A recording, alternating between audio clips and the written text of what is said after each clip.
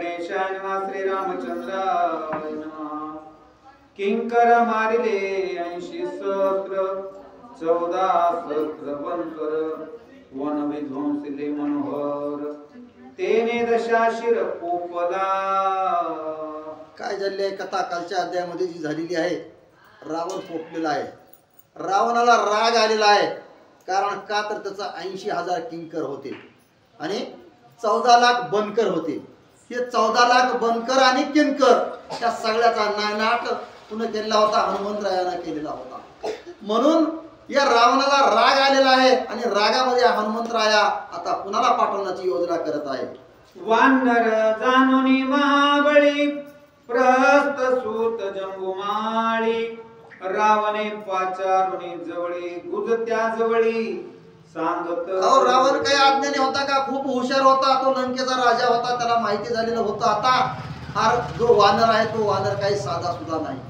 मग याला मारण्यासाठी आपल्याला साध्या सुद्धाची आता गरज नाही, कुणीतरी एखादा चांगला बोलावं लागेल लढवया आणि त्याला पाठवावं लागेल असा विचार केला।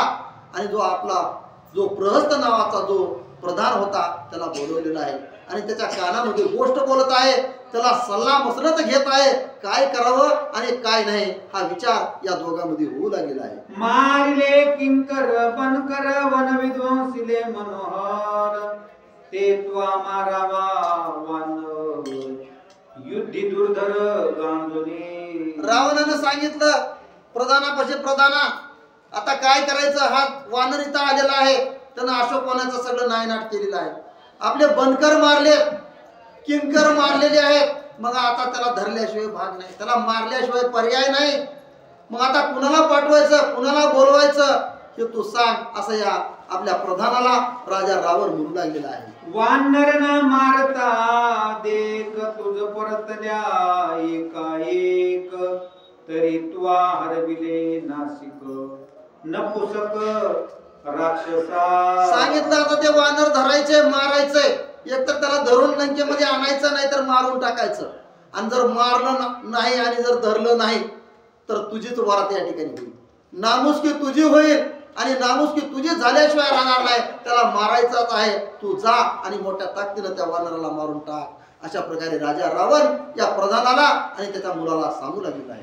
वानर न करवे मर्दन तेव्हा तुझे काळे वदन राक्षस भरारोहण अपमान तू तेव पण मस्तका। सांगू लागला राजा रावण, शिक्षा देऊ लागलाय, तंबी देऊ लागलेला आहे। असं साधं सुद्धा युद्ध जाऊन करायचं नाही, तिथं त्याला जायचं, मोठ्या शितापीने युद्ध करायचं, त्याला मारायचं। आणि जर नाही मारलं तर तुमची या ठिकाणी वरात निघाल्याशिवाय राहणार नाही। गाढवावर बसवीन, सगळ्या नगरीमध्ये फिरवून चपला बुटाची हार घातली जाईल आणि तुझं काळं तोंड केलं जाईल। त्यासाठी तुम्ही जाणे आणि त्या वानराला मारणे अशी तंबी राजा रावण देऊ लागले। ऐसी ऐकून वचनावळी युद्धा धाडीला जंबुमाळी तोही वीरा दुर्बळी क्रोधानळी चालीला असं ऐकलेलं आहे। या प्रधानाला सांगितलं, प्रधानानं मुलाला बोलवलं जंबुमाळी, त्याला बोलवलं। तो युद्धामध्ये दुर्धर होता, अतिशय ताकदवर होता, त्याला बोलवलं आणि त्याला सांगितलं तुझं नाव आता तिकडे लागलेलं आहे, जा आणि त्या वानराला जाऊन धर, त्याच्यासोबत युद्ध कर म्हणून सांगितलेलं आहे। आणि तो जंबुमाळी या रावणापासून निघालेला आहे।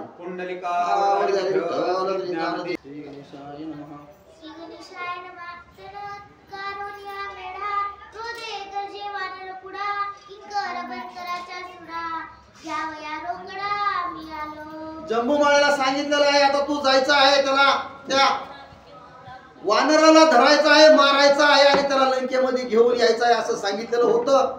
म्हणून हा जंबुमाळी काय करू लागलाय, आपले जे बनकर मारले, किंकर मारलेले आहेत त्यांचा बदला घेण्यासाठी जंबुमाळी मोठी ताकद लावून मोठ्या शिताफीनं हा राजा रावणापासून या अशोकवाटीकडे निघालेला आहे।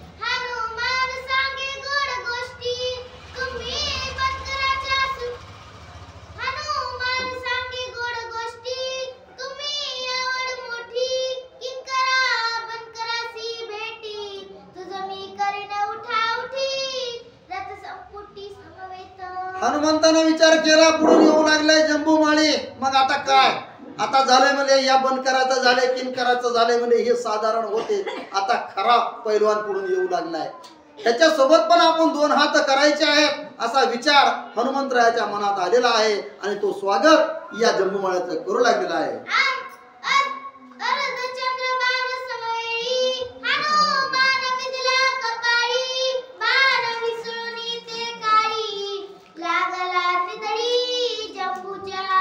जंबूमाळ्यानं बाण धरलेला आहे आणि मार लागलेला आहे कुणाला? हनुमंतरायाला.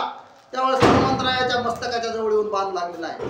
तो मस्तकावर लागलेला बाण टुपकला आणि परत जंबूमाळ्याच्याकडं तो बाण गेलेला आहे.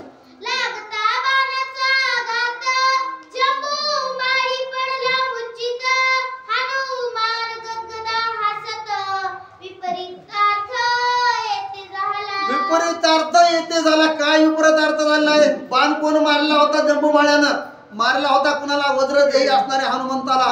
तो लागल का त्याला? बाण त्याच्या अंगावर जसा गेला, जेवढ्या स्पीडनं गेला त्याच्यापेक्षा दुप्पट स्पीड करून वापस आलेला आहे आणि जंबूमाळ्याला लागलाय. लागल्याबरोबर जंबूमाळी जमिनीवर येऊन पडलेला आहे. तेव्हा हनुमंतरायाला हसू येऊ लागलं. काय, मी तर काहीच केलं नाही, त्याच्या अगोदर तू जमिनीवर पडलास आणि मी केल्यास तुझी काय अवस्था होईल? म्हणून हसू हनुमंतरायाला येऊ लागलेला आहे.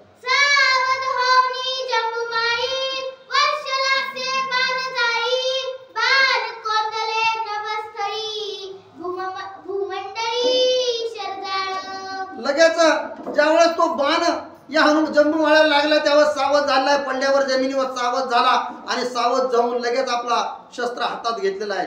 धनुष्यबाण हातात घेऊन हजारो बाण या हनुमंतरायाच्या अंगावर टाकू लागलेला आहे. नभामध्ये सगळे बाणच बाण दिसू लागले आहेत आणि ते सगळे बाण हनुमंतरायाकडे निघालेले आहेत.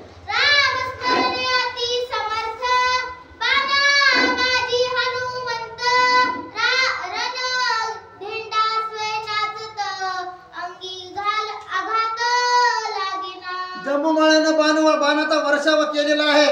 तो जसे बाण येतील तसे अंगावर लागायचे, पडायचे, गुळगुळ खाली पडायचे. इकडे हनुमंतराया राम नामस्मरण घेऊ लागायचं प्रभू श्रीरामाचं.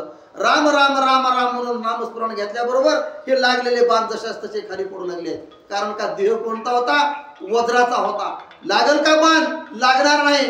टुपकायचा बाण आणि तसा जमिनीवर जाऊन पडू लागला आहे.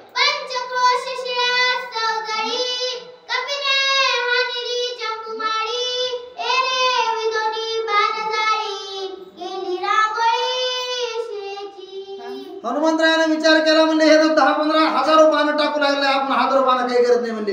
एकच 5 कोसाची शिळा उचलली हनुमंतरायाने आणि टाकली त्या जंबूमाळ्याच्या अंगावर टाकल्याबरोबर जंबूमाळी तिकडून बाणाचा वर्षाव करू लागलाय आणि त्या शिळेचं काय होतं?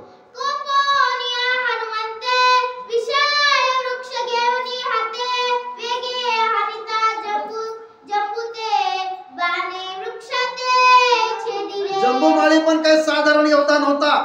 जशी मी काय 5 कोसाची शिळ या जंबूमाळ्याच्या अंगावर टाकली तेव्हा बाण मारल्याबरोबर त्या शिळेचे सगळे चकनाचूर झाले. राग आला हनुमंतरायाला. म्हणजे खरोखरच हा पण योद्धा आहे. मलाही चांगलं वाटलं म्हणजे असेच पाहिजेत, नाहीतर काय बनकर किनकर आले गेले म्हणजे कळाले की नाहीत. काय युद्ध करावं त्यांच्यासोबत? खरोखरच हा पट्टीचा योद्धा आहे म्हणजे ये म्हणले. त्यानं उकडून बाण टाकला की इकडून हनुमंतानं काय केलं? झाड आणून ठेवली होती बाजूला. झाड उचललं आणि या जंबूमाळ्याच्या अंगावर टाकू लागलेले आहे.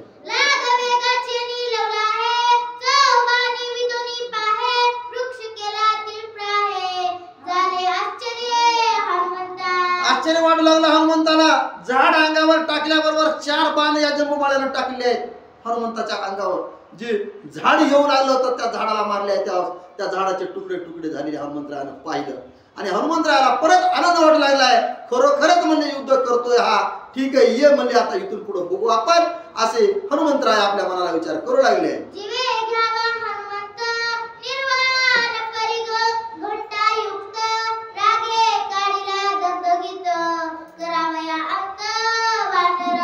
करावया अंत वानरा. वानराचा अंत करण्यासाठी जंबूमाळ्यानं काय केलेलं आहे? आतापर्यंत बाण सोडलेले आहेत. बाणाला काही हनुमंत आटपत नाही वानर. मग आता काय करावं लागेल? आपल्याकडे एक परीघ आहे. तो परीघ आता या हनुमंताच्या अंगावर सोडल्याशिवाय पर्याय नाही म्हणला. राग आलेला आहे हनुमंत या जंबूमाळ्याला आणि आपला परीघ काढला आणि हनुमंताच्या अंगावर सोडू लागलेले आहे. गर्जिनला जंबुमाळी वानर तुझी करणवळी गाव सांभाळी हनुमंता दाव साबळे हनुमंताला सांगलाय तुझा आता या ठिकाणी अंत होणार आहे.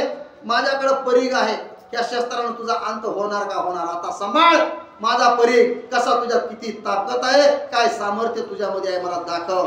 असं म्हणून जंबूमाळ्या मोठ्यानं गर्जना करू लागला आहे आणि गर्जना करून तो परीघ हनुमंताच्या अंगावर सोडू लागलेला आहे. माझा परिघाचा आघात निश्चय मला हनुमंत कैसे निराखेल श्री रघुनाथ रणवृत्तांत पाहूयाचा. काय कसा वृत्तांत, निज वृत्तांत पाहू याचा म्हणजे माझा जो परीघ आहे तो असा तसा नाही. ज्यावेळेस मी टाकेन त्यावेळेस त्याचा जीवच घेतल्याशिवाय राहणार नाही. कोण हनुमंत कोण राम कुणाचाही काही घेणं देणं नाही. हा परीघ खूप असा ताकदवर आहे. ज्यावेळेस टाकत त्याचा त्यावेळेस बाण तो परीघ टाकल्याबरोबर त्याचा जीव घेतल्याशिवाय सोडणार नाही. म्हणून मोठ्यानं गर्जना केली आहे आणि गर्जना करून हनुमंताच्या अंगावर तो परीघ या जंबूमाळ्यानं सोडलेला आहे.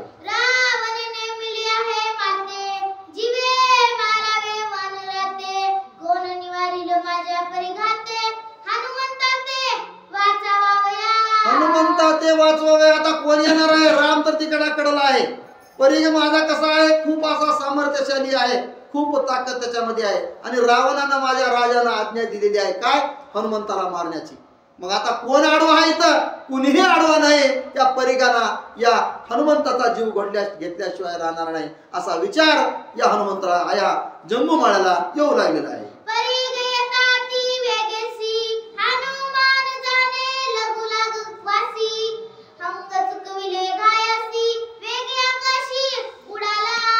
हनुमंतरायानं पाहिलं पुढं परीघ येऊ लागलेला आहे. अरे वा, हा परीघ तर खूप ताकदवर आहे. विचार केला, लगेच आपली जागा बदलली. येऊ लागलेला परीघ पाहिला, हसरं मुख केलं आणि जसा परीघ अंगावर लागणार त्याच वेळेस उडी मारलेली आहे आणि उडी मारून आकाशामध्ये हनुमंतराया निघून गेलेले आहे.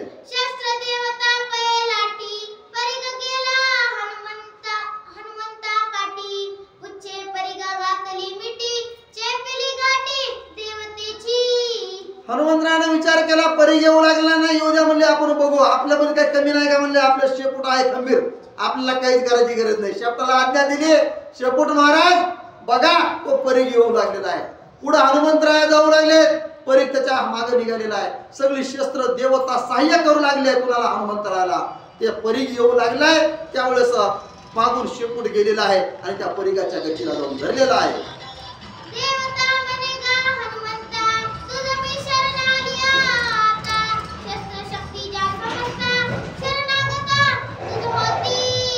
शस्त्र देवता आहे ती परीघ म्हणजे. ज्यावेळेस हनुमंतरायाच्या शेपटाने या परीघाला धरलेला आहे त्यावेळेस लगेच ती गचकून गप्प बसली. हनुमंता मी शरण आलेली आहे, तुला शरण येणाऱ्याला मारायचं नाही म्हणजे. मी तुला शरण आले, मी तुला शस्त्र, माझे जेवढे काही शस्त्र आहेत ते सगळे सहकार्य तुला करणार आहे. मग शस्त्र जन शरण आले त्याला मारू नको, मी तुला शरण आलेली आहे अशी शस्त्र देवता या हनुमंतरायाला म्हणू लागलेली आहे. शस्त्रशक्ती, भूतशक्ती आणि अवघ्या तुझ शरण येती मद मारुती वाचविल्या. मला जर मारुतीला तुम्ही वाचवलं तर माझ्या जेवढ्या शस्त्र देवता आहेत, भूत देवता आहेत, या सगळ्या देवता आम्ही तुम्हाला सहकार्य करू. जेवढं आजपर्यंत रावणाला केलेलं आहे सहकार्य त्याच्यापेक्षा जास्त आम्ही तुम्हाला सहकार्य करू, पण माझा प्राण वाचवा, मला मारू नका अशी शस्त्र देवता हनुमंतरायाला म्हणू लागलेली आहे.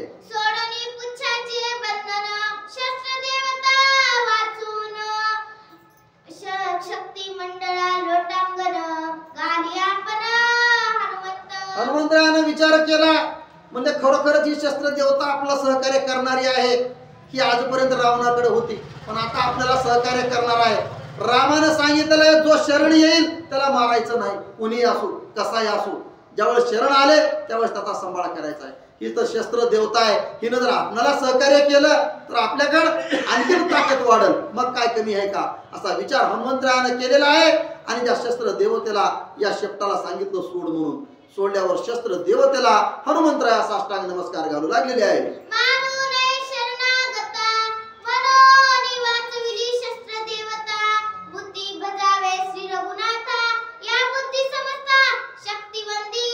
कोण सांगितलेलं होतं सांगितलेलं आहे. त्यावेळेस लंकेकडे निघालो होतो त्याच वेळेस कोणी शरण येऊ म्हणे त्या लंकेमध्ये. जर शरण आलं तर त्याला वाचवायचं.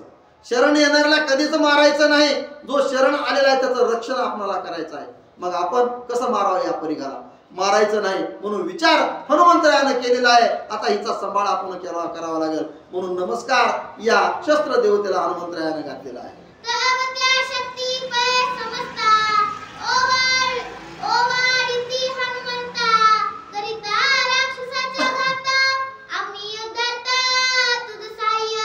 लगेच शस्त्र देवता होते ती त्यांना तेच पाहिजे होतं. त्यांनी लगेच सांगितलं हनुमंता आम्ही तुम्हाला सहकार्य करू.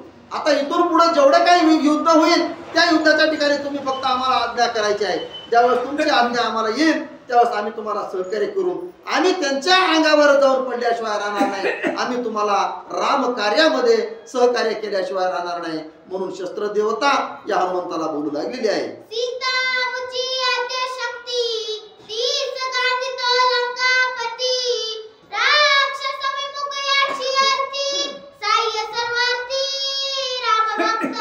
साह्य सर्वार्थी राम भक्ता तू रामाचा भक्त आहेस.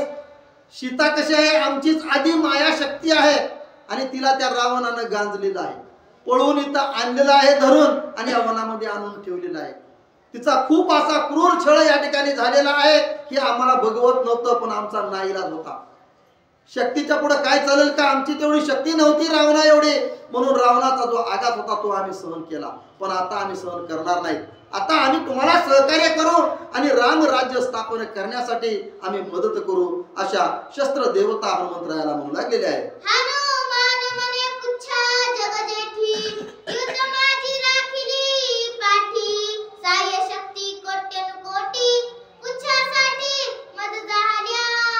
हनुमंतराया शेपटाला बोलू लागले तर काय शेपूटराया मस्त करणी केलेली आहे तुम्ही या ठिकाणी. माझा खरोखर पाठीराखा तुम्ही आहोत. स्तुती आपल्या शेपटाची करू लागली आहे. तुमच्यामुळे मला एवढ्या असंख्य अशा शस्त्र विद्या मला प्रदान झालेल्या आहेत. त्यांनी आपल्याला सहकार्य करण्याचं वचन दिलेलं आहे. हे कार्य तुम्ही केलेलं आहे म्हणून शेपुटाला हनुमंतराया बोलू लागलेले आहे.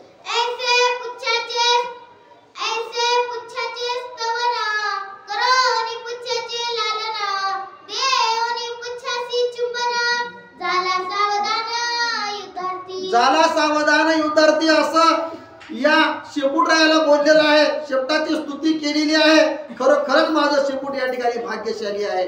ताकद तुझ्यामध्ये खूप आहे म्हणून त्याचं लाडानं प्रेमानं चुंबन घेतलेलं आहे हनुमंतरायानं आपल्या शेपटीचं आणि त्याची स्तुती करू लागली आहे. आणि लगेच सावध झाले कारण का तर जंबूमाळी खाली बसलेला आहे. त्याच्यासोबत युद्ध करायचं आहे म्हणून सावध होऊन युद्ध करण्यासाठी निघालेले आहे.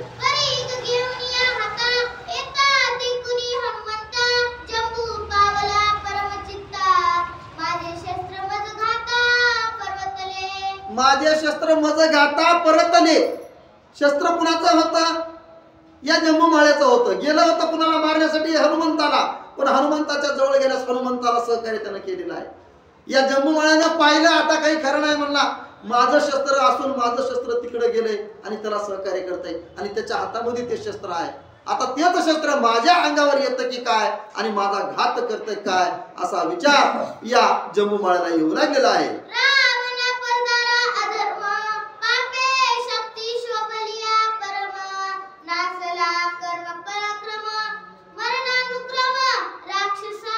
मरण अनुक्रम राक्षस आता काही खरं नाही. या रावणानं काय केलेलं आहे?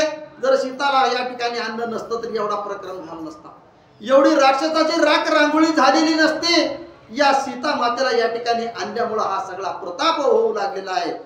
जे आमचं शस्त्र होतं ते तिकडे जाऊ लागलंय आणि त्यांना सहकार्य करू लागलाय. ह्याच्यामध्ये चूक कुणाची नाही फक्त रावणाची आहे असा विचार हा जंबूमाळी करू लागलेला आहे.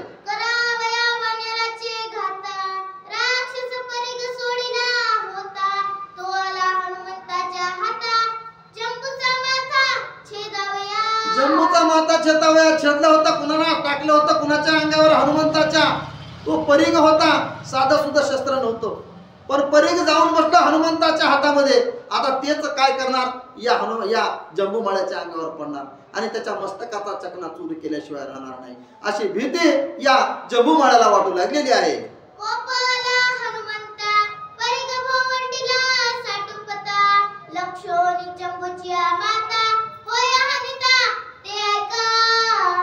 दुसरा विचार करायची गरज नव्हती. हनुमंताला माहिती होतं आपल्यासोबत कोण युद्ध करू लागलाय, जम्बूमाळी.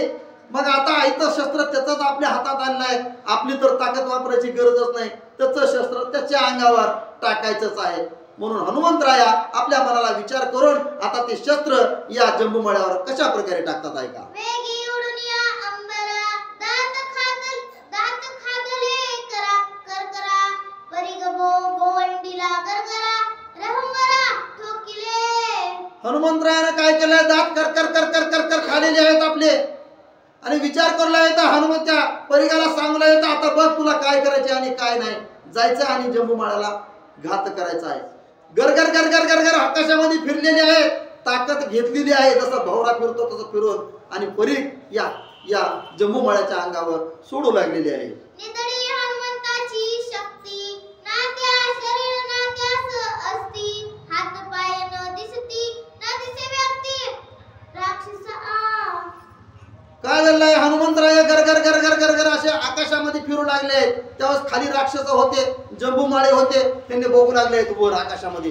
कुठंच काही दिसना गेले. हनुमंतराय तर एवढे मोठे होते पण कसे दिसना गेले, त्यांचं हाड बी दिसना, माणूस बी दिसना, मुंडकं बी दिसना, हात पण दिसना, कुणालाच काही त्या ठिकाणी दिसू ना गेलेलं आहे. ना तो रथ ना तो वारू, ना ते धनुष्य ना शस्त्र संभारू, वानरे केला अवयुक्त मारू, ना दिसे गोचरू राक्षस. काहीच दिसना गेले, ना शस्त्र दिसना गेले, ना अस्त्र दिसना गेले, ना धनुष्य दिसना गेले, ना शेपूट दिसना गेले, ना काहीच नाही. काय करावं लागलं म्हणजे हे वानर कुठे गेले की कुठं नाही की, आणि आता शस्त्राचा मारा वरून आकाशावरून करतं की काय, अशी भीती या सगळ्या राक्षसांना वाटू लागलेली आहे. दुर्धर हनुमंताचा घात, जीव मारुनिया तीर्थ, गायवट न दिसे प्रेत, केला भस्मांत राक्षसा. वरून हनुमंतरायानं परीख सोडलेला आहे कुठं जम्बूमाळ्याच्या अंगावर, आणि सोडल्याबरोबर काहीच दिसना गेले. सगळं तिकडं बघत तिकडं अंधाराचा अंधार दिसू लागला आहे. हाड दिसना गेले, ना मांस दिसना गेले, ना रथ दिसना गेले, काहीच त्या ठिकाणी दिसना गेले. सगळं चकनाचूर या जम्बूमाळ्याचा झालेला सगळे राक्षस पाहू लागलेले आहेत. आदि हनुमंत महाबळी, ऐशया परी जम्बूमाळी, परी गाय मिळविल्या धुळी, रणरांगोळी करोनी. रणरांगोळी करून कुणाचा, या जम्बूमाळ्याचा. अगोदर हनुमंत कसे होते, बलशाली होते, ताकदवर होते, आणि त्याच्यामध्ये काय मिसळलेला आहे, या जम्बूमाळ्याचा परीख. मग तर काय कमीच नव्हतं की तो परीख जसा काय अंगावर या जम्बूमाळ्याचा पडलेला आहे, ताकद हनुमंताची आणि परीगाची, या दोघाच्या ताकदीमुळं या जम्बूमाळ्याचा हाड दिसत नाही, मांस दिसत नाही, रथ सुद्धा त्या ठिकाणी दिसना गेला आहे, काहीच त्या ठिकाणी दिसना झालेला आहे. जम्बूमारीला तई मारुती, प्रहस्त बंबले दोही हस्ती, द्यावया मंत्रागणी पुरती, शोधिता असती न लपेची. कसं करावं लागलं म्हणले, जम्बूमाळ्याचा जो वडील होता प्रहस्त प्रधान, त्यानं विचार करू लागला, मारला की म्हणले माझा मुलगा. आता त्याचे हस्ते सुद्धा भेटना गेले क्रियाक्रम करण्यासाठी, कुठं गेला माझा मुलगा आणि कुठं नाही, म्हणून हा प्रहस्त त्या ठिकाणी रडू लागलेला आहे. पावन्या पुत्र शोक, एवनी रावणा सन्मुख, प्रहस्त करी महाशंक, दुर्धर दुःख गोटेना. बाप होता तो कसा बी झाला तर राक्षसाचा असला काय किंवा माणसाचा असला काय किंवा देवताचा असला काय, स्वतःचा मुलगा गेलेला आहे. पाहिलं जम्बूमाळी माझा मुलगा या ठिकाणी संपलेला आहे, या वानरानं माझ्या मुलाला मारलेला आहे, त्याचं हाड सुद्धा मला हस्ती सुद्धा धरावं म्हणलं तर हस्ती सुद्धा भेटना गेली.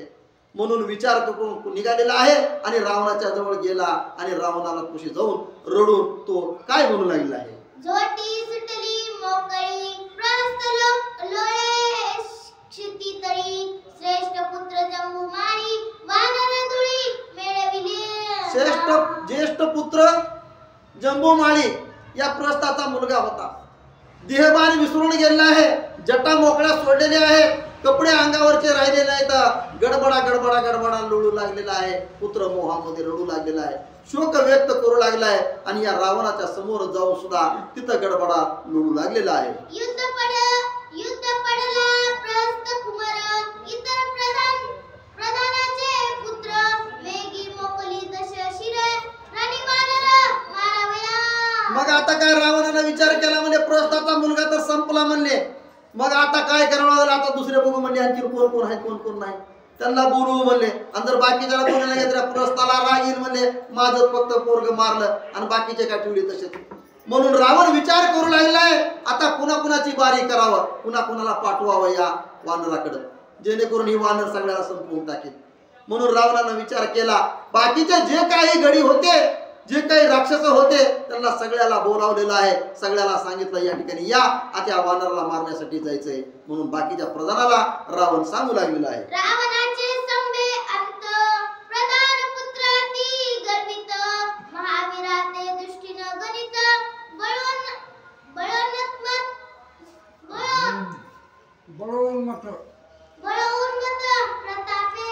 बळ उन्मत्त प्रतापे. मग बाकीचे जे प्रधान होते त्या प्रधानाला सगळ्याला सांगितलं, चला म्हणले आता एकाने जाऊन जमणार नाही, आता सगळेच्या सगळे मिळून जाऊ.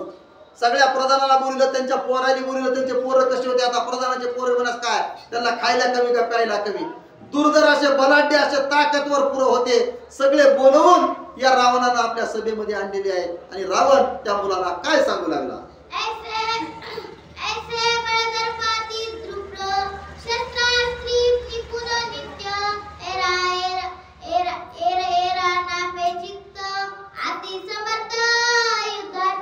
अति समर्थ युद्धार्थी, समर्थ होते युद्धासाठी. कसलंही युद्ध आलं तर त्यांनी जिंकून आलेले आहेत. आतापर्यंतचा इतिहास त्यांचा. असे बलाढ्य राक्षस होते त्या प्रधानाचे मुलं. त्यांना सगळ्याला बोलवलं, ताकदवर होते.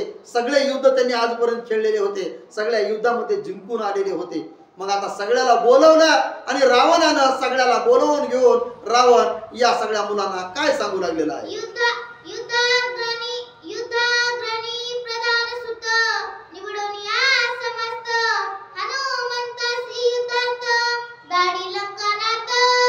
रावणानं काय केलं, प्रधानाचे सगळे मुलं बोलवलेले आहेत आणि त्याच्यातून निवडून एक एक एक एक दोन दोन दोन दोन दोन दोन निवडून सगळे काढलेले आहेत. जे बलाढ्य होते, जे ताकदवर होते, ज्याच्यामध्ये युद्ध करण्याचं सामर्थ्य खूप होतं, असे सगळे निवडून निवडून निवडून निवडून मोजकेच काढलेले आहेत. आणि त्यांना प्रधानाच्या पुढे बोलवून घेऊन त्यांना हा रावण त्या वानराला मारण्यासाठी सांगू लागलेला आहे.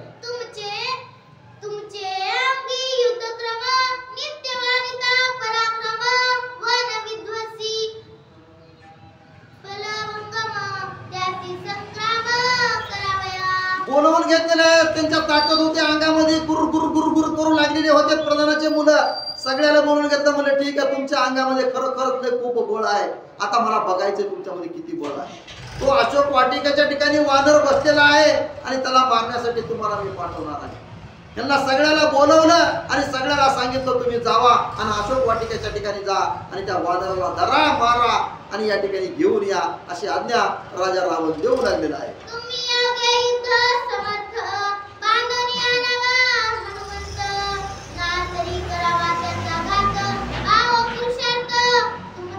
पाहू पुरुषार्थ तुमचा किती तुम्ही आजपर्यंत खाल्लेला आहे, किती बलाढ्य आहोत, किती गुरगुर करून फिरू लागले होते इथं. मग खरी ताकद तुमची किती आहे किती नाही मला बघायचे म्हणले.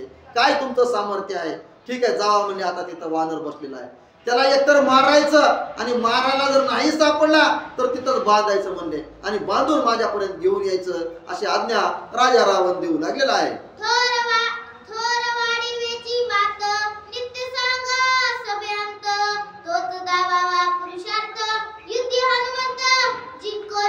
युद्धी हनुमंत जिंकून तुम्ही जावा आणि तुमचा किती पुरुषार्थ आहे, किती तुमचा मोठेपणा आहे, किती तुमचं नाव आहे, तुमच्या वडिलाची किती कीर्ती तुमच्या हातामध्ये आहे, की मला दाखवा एकदा.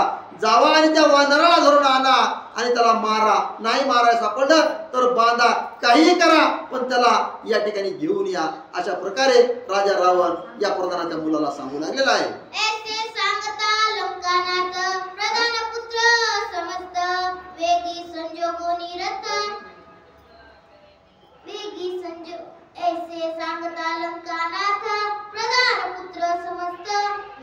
संजोगोनी रथ, शीघ्र युद्धात निघाले. आता राजा रावणाचा आदेश होता. आदेश मोडणं काय सहज होतं का, सोपं होतं का.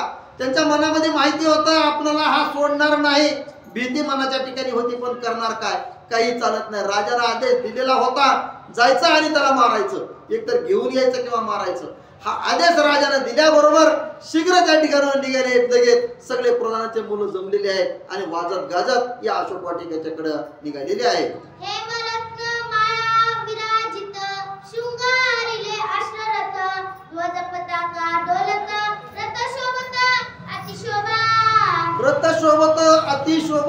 भस्माचं म्हणजे सोन्यानं रथ मडवलेले आहेत, त्यांच्या छत्र लावलेलं आहे, वाजत गाजत निघाले, घोडे लावले आहेत रथाला, सगळे वाजत गाजत दुदुंबी वाजत या युद्धाच्या ठिकाणी निघालेले आहे. मारिडिया वाचुनी हनुमंत परते तो मातृगामी येथ ऐसे करून या शपथ आले समस्त युद्धार्थी. वाचुनी हनुमंत परते तो मातृगामी येथ ऐसे करून या शपथ आले समस्त युद्धार्थी. सगळ्यांनी शपथ घेतलेली आहे रावणाच्या समोर, आम्ही इथून जाणार आणि त्या वानराला मारणार का मारणार, माग सरकणार नाही.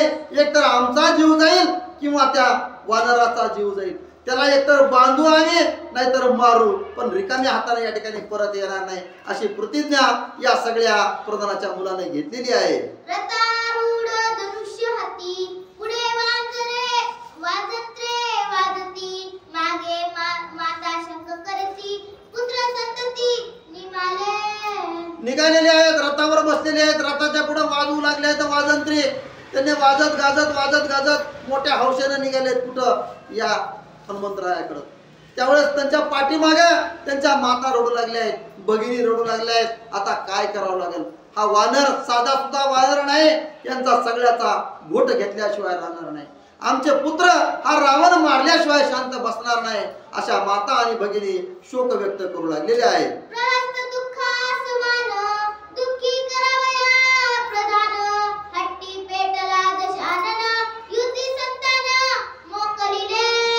युद्धी संतान मोकलेली, हट्टी पेटलेला आहे, हट्ट आलेला आहे कुणाला, या रावणाला युद्ध करू पाहत आहे. पण त्यानं जर सीते मातेला जर या ठिकाणी आणलं नसतं तर आमचा एवढा काहीच झालं नसतं. लंका आमची सुखरूप राहिली असते, फक्त सीता मातेला या ठिकाणी आणल्यामुळे हे विघ्न आमच्यावर आलेलं आहे. हा वानर साधा सुद्धा नाही, आता आमचे सगळे मुलं बाळ या ठिकाणी मारून टाकतो, आम्हाला निसंतान केल्याशिवाय हा राहणार नाही, असा काही स्त्रिया शाप देऊ लागलेल्या आहेत.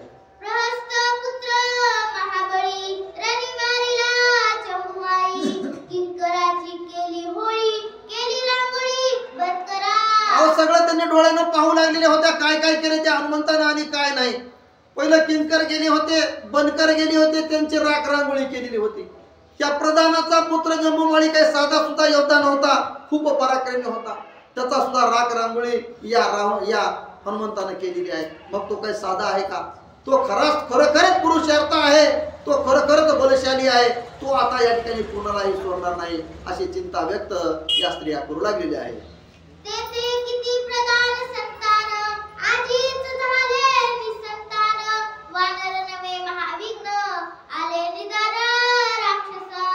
वानर नाही म्हणले हे एक मोठं विघ्न आहे, हे आमच्या लंकेच्या ठिकाणी आलेलं आहे, आणि सगळ्या या लंकेमध्ये जेवढे काही पुत्र असतील तेवढ्याला मारल्याशिवाय राहणार नाही, आम्हाला पुत्र बी नाही आणि पती पण नाही, अशी आमची अवस्था झाल्याशिवाय राहणार नाही. हा वानर साधा सुद्धा नाही, तो या ठिकाणी सगळ्यालाच मारील, सगळ्याची राख रांगोळी केल्याशिवाय तो राहणार नाही, अशा पण काही स्त्रिया म्हणू लागलेल्या आहेत.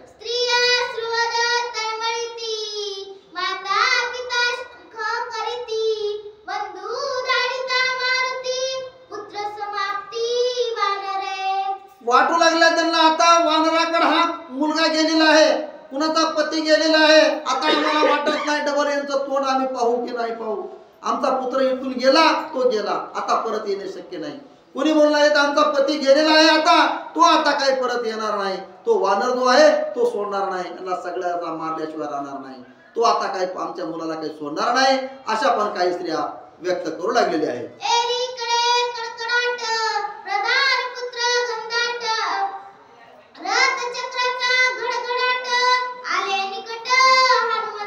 इकडे दुसरीकडे काय झालंय, जेवढे प्रधानाची मुलं होते तेवढे किती भरपूर असे होते, काय प्रधानाला काही कमी होतं का, एका प्रधानाला 10-10, 15-15 पोरं होते, ते सगळेच्या सगळे रथामध्ये बसलेले आहेत आणि वाजत गाजत कुठं आलेले आहेत, ज्या ठिकाणी हनुमंतराया वाट बघत बसलेले होते, कोण कोण येणार आहेत कोण कोण नाही, सगळ्याचं दळण तिथं करायचं आहे की हनुमंतरायाला माहिती होतं, म्हणून टक लावून त्या ठिकाणी बसलेले होते आणि त्यांच्याकडं ते सगळे जेवढे प्रधानाची मुलं होते तेवढे सगळे जाऊ लागलेले आहेत.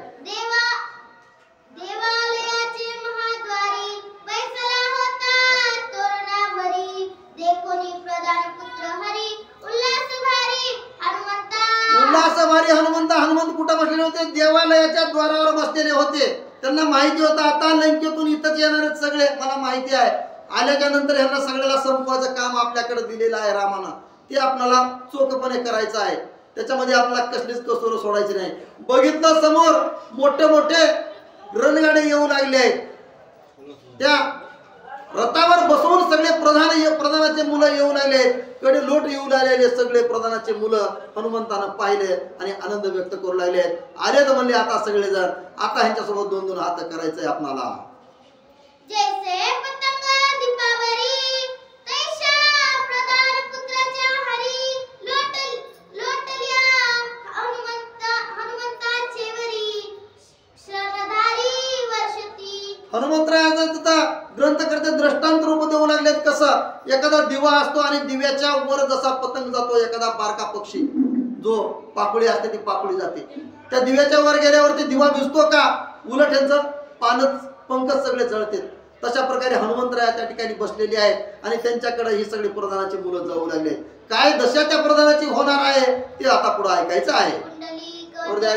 बाण सुटती सणा सणा शस्त्रे वाजती खना खना बाण विंदिती रणधना कालखंडना सांडली. अहो ज्यावेळेस प्रधानाचे मुलं रावणाच्या आज्ञा घेऊन आले आशीर्वादामध्ये कशा करता आले? हनुमंताबरोबर लढाई करण्याकरता आल्यावर हनुमंताला पाहिल्याबरोबर सगळ्या प्रधानाच्या मुलानं एकदाच कुणी बाण सोडायला सुरुवात केली, कुणी तोमर टाकायला सुरुवात केलं, कुणी मुद्गर टाकायला सुरुवात केलं, कुणी तलवार टाकायला सुरुवात केलं. एवढे एकदाच ज्यावेळेस हनुमंतावर शस्त्रास्त्र टाकू लागले पण हनुमंत जाग चालून हल्ला नव्हता. समकाळ शर संपात हनुमान बैसला सावचित्त बाण चुकवी पिलंगत अमात्य सूत मारावया. आता नाथ महाराज दर्शन रूपानं सांगतात. आता ही जमिनीवर झाड आहे, ह्या झाडावर किती जरी पाऊस पडला तर झाड काय जागतं हलतं का? इकडे तिकडे पाऊस लय लागालाय म्हणून या नियमानुसार हनुमंत झाडासारखे गपचूप बसले. सगळ्याचे शस्त्र असे येऊ लागले पण हनुमंताच्या केसाला सुद्धा धक्का लागत नव्हता. हनुमंताने विचार काय केला? ह्यांना जर आपल्या जवळ येऊ द्या म्हणजे शेपटाच्या आड्यामध्ये ऑटोमॅटिक सापडावे असा मनामध्ये विचार करू. बाण वर्षले अत्यद्भुत जैसे मेघ पर्वतात अचूक हस्ती आम्ही समस्त मारा हनुमंत विंदोनी. अहो ज्यावेळेस बाण कुणी कोणते अस्त्र शस्त्र सोडू लागले पण हनुमंत कसा एखाद्या मोठ्या पर्वतासारखा बसलेला, पर्वतावर गारा पडल्या का, मुसळधार पाऊस पडला का, त्या पर्वताला काही होतं का? तशी अवस्था हनुमंतात झाली. एक म्हणती विंदाश्री एक म्हणती विंदाउरी एक म्हणती करा कांडोरी चरणात करा तुरापय. अहो लढाई करण्याकरता आलेले कोण होते? नावाजलेले जी होते रावणाचे प्रधान त्यांची मुलं होते. ती मुलं म्हणल्यानंतर काय म्हातारे होती का? सगळे जवान होते. जवान त्यानं मोठ्यानं गर्जना एकमेकाला काय म्हणायला सुरुवात केलं, अरे ह्या वानराचं मुंडकं थोडा मुंडकं. दुसरा म्हणतो मुंडकाने ह्याच्या छातीमध्ये बाण मारा आणि ह्याला मारून टाका. तिसरा काय म्हणतो ह्याचे तंगडे थोडा तंगडे. असे एकमेकाला वर्गना म्हणजे करता करू लागल्यावर एक म्हणे विंदा पोटी एक म्हणे विंदा पाठी एक म्हणे विंदा कंठी फोटू घाटी याची आता दुसरा एखादी शाणा उठायचा आणि त्याला काय म्हणायचं, त्याच्या पाठीमध्ये बाण मारा किंवा ह्याच्या पाठीमध्ये गदा घाला. चौथा उठायचा पाठीमध्ये नाही म्हणजे त्याच्या पोटामध्ये मारा, पोटामध्ये म्हणजे पटकन हे वानर मरत नाही, तुम्हाला मारल्याशिवाय राहत नाही. पण ह्यांना अज्ञानपणामुळं काही तिकडे समजत नव्हतं. एक म्हणती माझे संधान याचे नाशिक मी छेदिन एक म्हणे छेदिन दोन कान पुच्छ छेदिन म्हणे उन्मत्त मुलं होते, अविचारी मुलं होते. एखाद्यानं उठायचं मोठेपणानं सांगायचं आता मी माझ्या धनुष्याला बाण लावलाय, आता ही माझा बाण सुटल्याबरोबर काय करेल, ह्या वानराचं नाक कापल्याशिवाय राहणार, नाकच तोडून टाकणार माझा बाण, माझा एवढा नियंत्रण बघा म्हणायचं. दुसरा म्हणायचा तू थांब, तुला जमत नाही, माझ्या धनुष्यापासून मी बाण सोडणार आणि ह्या वानराचे दोन्ही कान काढणार कान. असं एकमेकाला मोठेपणा आपला सांगू लागल्यावर ऐसा ऐकून या गोष्टी हनुमान हसीन लापोटी. मग उठून या जगजेठी लागून त्राटी सत्राणे. आता एवढा ह्यांचा एक मोठा दम होऊ दिला. म्हणजे ही तावून आलेला लंकेमधून शेवटी थकायच्या बारीला आले. तोपर्यंत हनुमंत काय होते? शांत होते, शांत.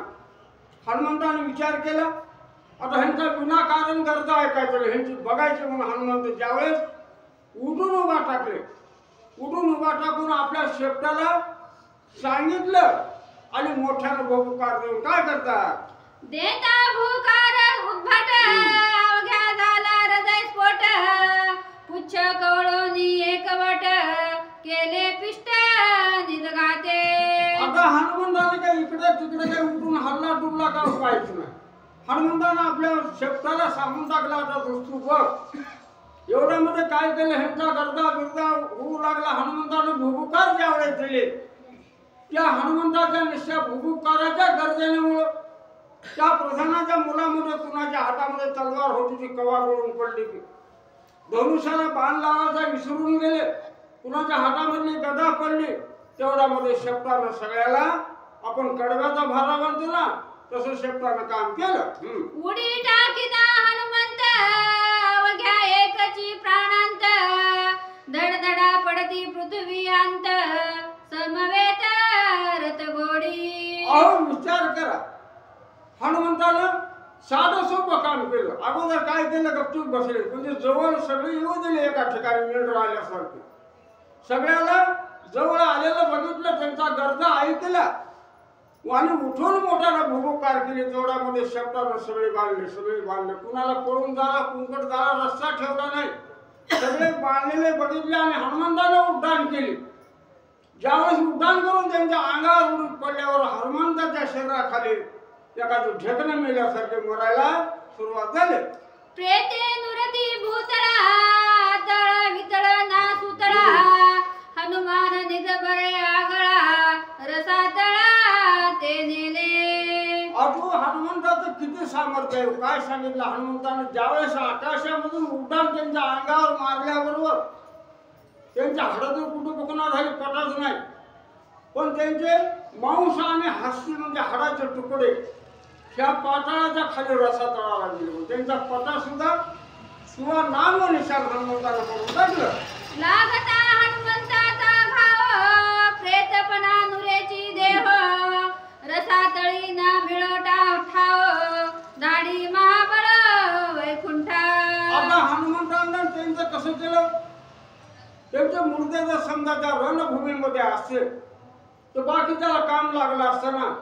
त्यांना उचलायचं, खंडायचं किंवा जळण आणायचं, जाळायचं, पुरायचं.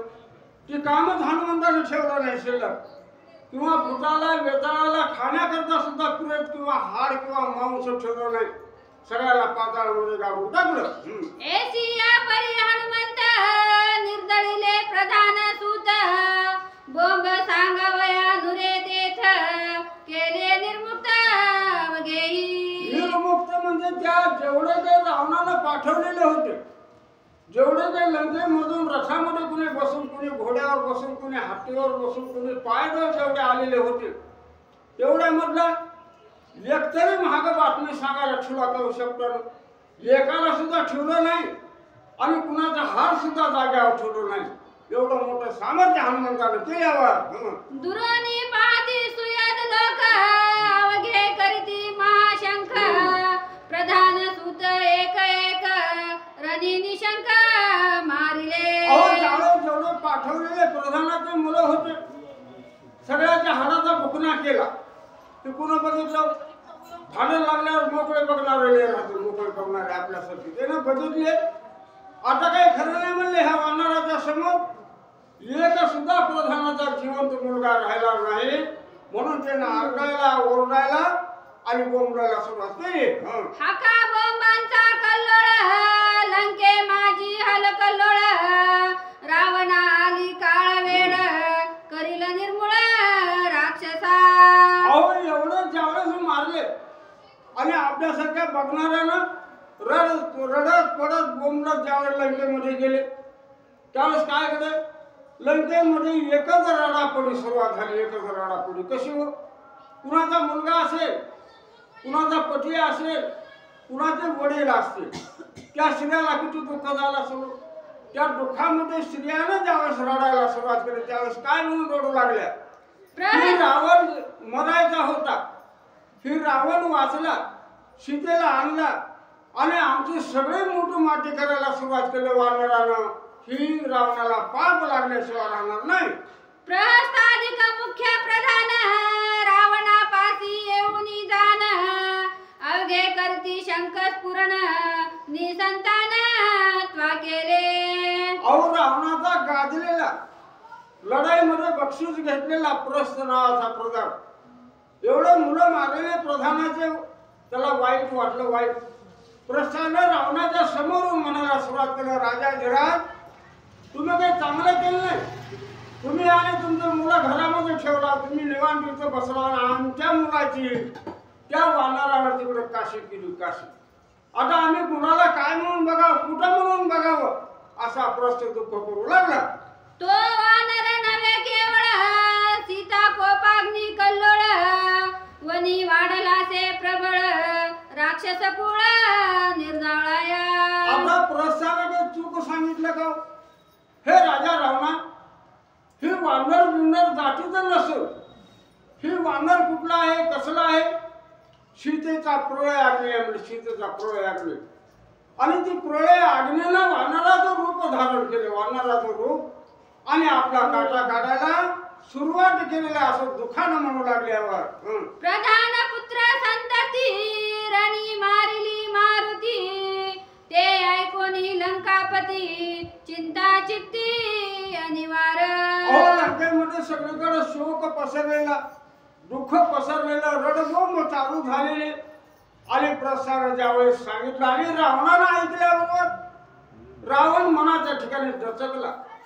एवढे मोठमोठे प्रधानाचे मुलं या हनुमंतानं म्हणजे मारुतीनं मारले, ह्याला मारण्याकरता कुणाला पाठवावं, त्या वानराला कुणाला पाठवून पकडावं असा रावण मनामध्ये विचार करू लागल्यावर जो धाडी युद्धाप्रती त्याची कपी करी समाप्ती मग रावणे पाचही सेनापती संग्रामार्थी पाठविले. आता रावणानं मनामध्ये काय ठरवलं, मी आतापर्यंत सगळ्याला पाठवलं, सगळ्याला म्हणजे किती जणाला, असं 50,000 जणाला पाठवलं, 50,000 जणाला. त्याचा मला एकतरी शिल्लक उरून येऊन मला सांगायला येऊ दिलं नाही ह्या वानरानं, ह्याला कुणीतरी बलाढ्य वीर पाठवावे असा विचार केला. आणि मुख्य जे 5 प्रधान होते ना रावणाचे, त्या 5 प्रधानाची बारी आली, त्यांना बोलविलं आणि सांगितलं आता तुमचा नंबर त्या वानराकडे बोलले. एवढं सांगितलं प्रधान काय म्हणतात, युपाक्ष निरुपाक्ष दोघे जण दुर्धर प्रघस भास कर्ण हे सेनानी वीर दारुण 5 जण दृढ योद्धे. आता ही 5 जण म्हणजे कसे होते, विरूपाक्षाचं एक नाव होतं, धूम्राक्षाचं दुसरं, तिसऱ्याचं तिसरं, चौथ्याचं, असे 5 बोलविले. आणि 5 जणाला काय सांगितलं, तुम्ही ज्यावेळेस मी प्रधान तुम्हाला केलं, कशावरून केलं, तुम्ही ह्याच्या अगोदर पुष्कळ अशा मोठमोठ्या लढाया जिंकला म्हणून तुम्हाला प्रधान केलं. आता तुम्ही काय करा, तुमच्या नावाला साजेल त्या नियमानं तुम्ही सामर्थ्य करून त्या वानराला पकडा किंवा वानराला मारून या असे आपल्या देऊन टाकले. रावण त्याची सांगे युक्ती तुम्ही दुर्धर वीर पुरुषार्थी वानर धरावा युद्ध शक्ती तुम्ही समजती मिळवणी. आता रावणानं त्यांना समोर उभा केलं, समोर आपल्या कुणाला, त्या 5 प्रधानाला, आणि सांगायला सुरुवात केलं काय, तुम्हाला लढाई कशी करावी सांगायची गरज नाही, पण तुम्ही काय करा, हुशारीनं जा त्या वानराच्या समोर, युक्ती करा, प्रयुक्ती करा, अलग भानगडी करा, एकदा त्या वानर पकडा आणि माझ्या समोर घेऊन या अशी सांगत असताना प्रधान काय म्हणतात रावणाला आपण आता पुढे ऐकू. सम्मुख येता प्रधान सुत त्याचा वानरे केला घात तुम्ही बुद्धिबळे प्रतापवंत युद्ध सप्रशस्त करावे.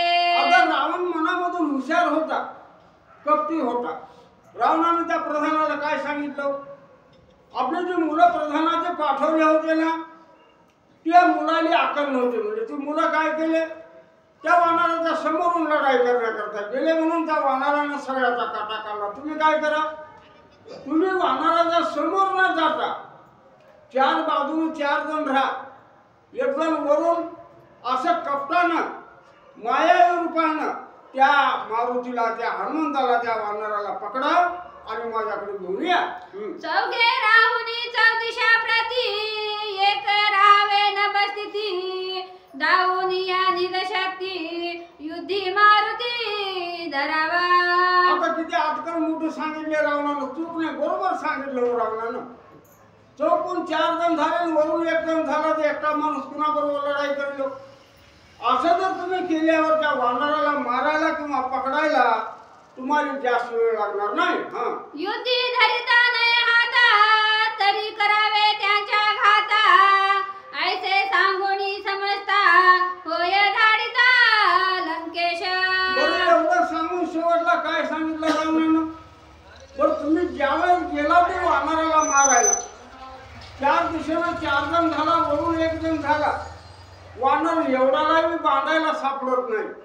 त्यावेळेस तुम्ही काय करायचं? वानराचा काटा काढा, म्हणजे काटा काढा आणि त्याची खून माझ्याकडे काय ते दाखवायला आणा. आता वानराची खून दाखवायची का ह्यांचीच खून आली, असे रावणानं सांगू लागलं. रथ पताका डोलायमान, 5 जण युद्धी प्रवीण.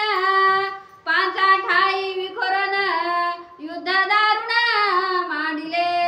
अशी रावणाची आज्ञा झाल्याबरोबर 5 प्रधानांना काही वेळ लावला का, उशीर लावला का नाही, लगेच रथामध्ये बसले. ज्या ठिकाणी अशोक वनामध्ये ही वानर म्हणजे हनुमंत होता, त्या हनुमंताच्या समोर जाऊन लढाई करण्याकरता सुरुवात केली. 5 ठाई 5 जण, हनुमंताचे वेढोन. युद्ध झगटले दारुण, शस्त्रास्त्री संपूर्ण हाणीत. हनुमंताला बघितलं आणि ठरलेल्या नियमाप्रमाणे 4 जण 4 दिशेला झाले आणि 5वा वरून असं सगळ्याने मिळून एकदाच हनुमंताला मारायला सुरुवात केली.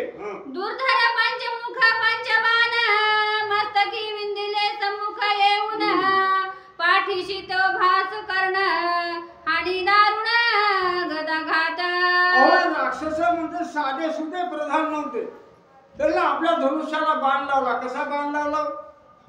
पुण्या प्रधानानं 5 तोंडाचा बाण लावला. पुण्या प्रधानानं आपल्या धनुष्याला 2 तोंडाचा लावला. पुण्या प्रधानानं 3 तोंडाचा लावला.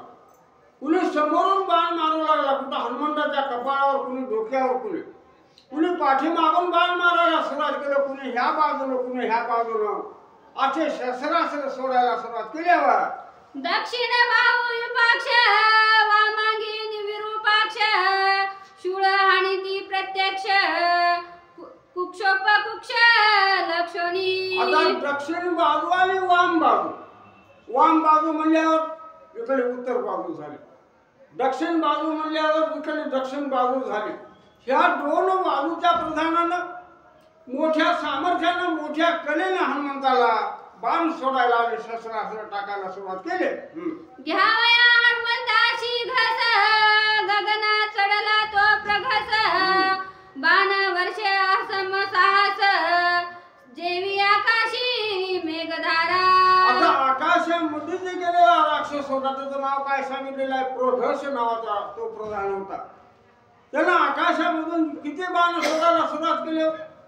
त्याची बाण सोडण्याची गती काय असेल? जसा ढगामधून पावसाच्या धारा पडतात जमिनीवर, त्या नियमाप्रमाणे हनुमंताच्या शरीरावर त्या प्रघस नावाच्या प्रधानानं बाण टाकायला सुरुवात केल्यावर 5ची उडी अवचित्ती, आली हनुमंता भवती. तेव्हा पुच्छ केली ख्याती, साह्य युद्धार्थी सर्वदा. 5 जणांना अगोदर लांबून बाण सोडून कुठं आले? हनुमंताच्या जवळ आले, हनुमंताच्या समोर आले. कशा करता? आता म्हणले आपण थोडं जवळ जात पटकन 5 जणांनी एकदाच उडी मारायची आणि वानराला पकडायचा असा विचार केला. पण हनुमंताला लगेच आपल्या शब्दाला काय सांगितलं? आता हाय काय करायचं नाही, ह्यांना जिवंत सोडायचं नाही, अशी शब्दाला आज्ञा दिल्या. बरोबर. भवता पुष्टांचा वर्त त्यांच्या शस्त्रा करुणी घात पाचही आकळीले पुच्चांत वीर विख्यात सेनांना. आता 5 जण एवढे लढाई करणारे सामर्थ्यवान प्रधान असून त्या 5 जणाला हनुमंतांना हाताने काहीच करायला शब्दाला फक्त सांगून टाकलं. लगेच शस्त्रानं आपलं काम केलं. कसं केलं? अगोदर त्यांचे तगडे बांधले म्हणजे पळून जाऊ नये आणि त्यांच्या हातामधले शस्त्र असं काढून घेतल्यावर त्यांची पुन्हा कशी अवस्था झाली. जेवी अभियापन स्वयंनिरोधी पंचप्राण तेवी पुच्छ पाचही जण अकळून राखिले. आता शेपटानं कसं केलं हे नाथ महाराज सांगत आहेत. एखादी योग्य माणूस म्हणजे कसं आपल्यासारखा नाही. जो हिमालय पर्वतावर पुण्या गुहेमध्ये जो तपश्चर्या करणारा साधू आहे तो साधू ज्यावेळेस ध्यानास बसतो त्यावेळेस माणसाच्या मनामध्ये ही 5 इंद्रिये 5 इंद्रिय एकाग्र चित्तानं म्हणजे एका ठिकाणी ठेवतो. इकडे तिकडे त्याला हलवून देत नाही. त्या 5 इंद्रियाप्रमाणे ह्या 5 प्रधानाची अवस्था हनुमंताच्या शब्दाने करून टाकली.